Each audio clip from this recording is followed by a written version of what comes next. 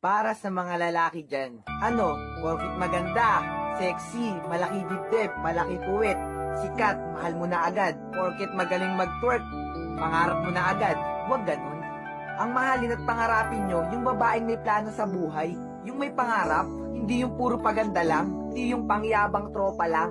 Yung babaeng bukod sa masipag at may plano na sa inyong dalawa, hanapin mo yung babaeng tanggap ka sa kung sino ka. Yung babaeng tatanggapin ka sa kung anong pagkatao ang meron ka. Kahit hindi na ganun kaganda.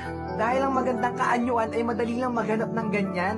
Pero yung babaeng iintindihin ka, aalagaan ka, at mag-i-stay pa rin sa'yo kahit nasasaktan na, bihira na lang yung ganyan. Dahil alam nyo, ang kagandahan at magandang pangangatawan ay lilipas din yan. Mawawala rin yan. Natural lang yun dahil tatanda rin naman kayo.